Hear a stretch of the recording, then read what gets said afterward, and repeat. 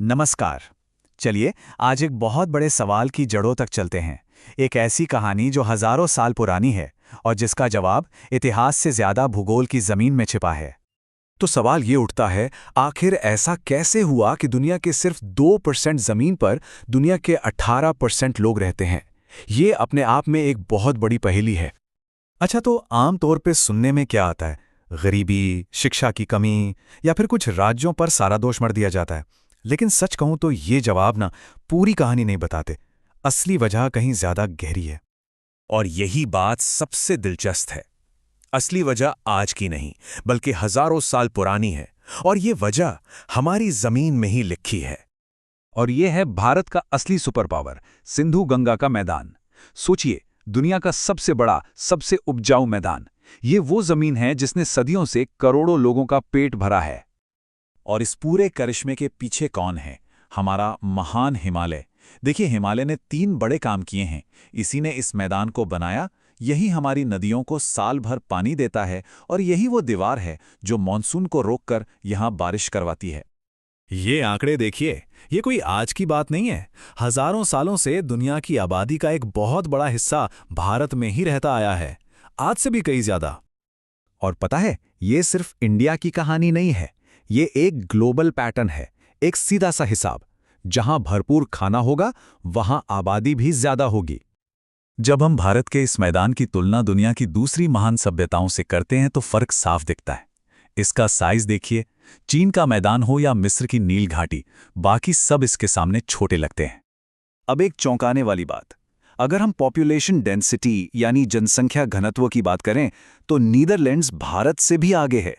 और ये बात फिर से उसी तरफ इशारा करती है, उपजाऊ जमीन और आबादी का गहरा कनेक्शन।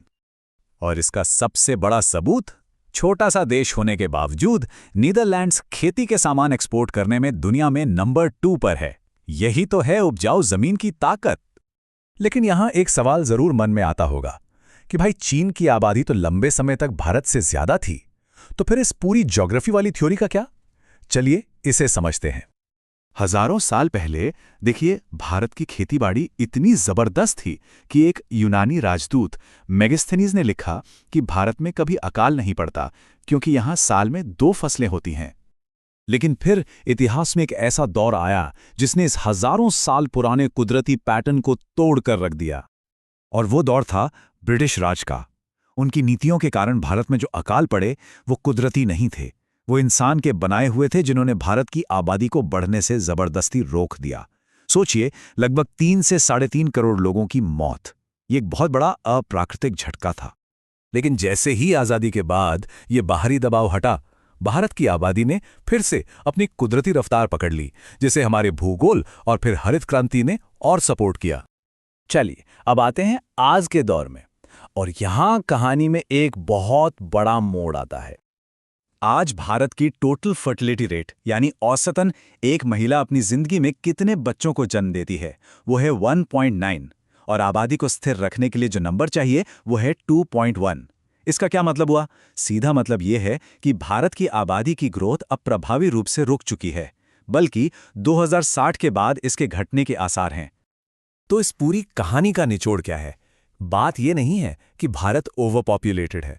बात यह है कि भारत के पास भौगोलिक रूप से एक बहुत बड़ा वरदान है। लेकिन यही वरदान आज एक बहुत बड़े खतरे में है। क्लाइमेट चेंज, पिघलते ग्लेशियर, बेमौसम मानसून और घटता भूजल, ये सब मिलकर हमारी नींव को हिला रहे हैं। यूएन के सेक्रेटरी जनरल की ये बात बहुत अहम है। वो हिमालय को तीसरा ध्रुव कहते हैं। ये ग्लेशियर करीब 2 अरब लोगों के लिए पानी का जरिया है, और जब ये पिघलेंगे तो अंजाम बहुत भयानक होगा। तो सवाल यह है, जिस भूगोल ने हजारों सालों तक भारत को एक वरदान दिया, क्या हम उसे एक अभिशाप में बदल देंगे? ये सोचने वाली बात है।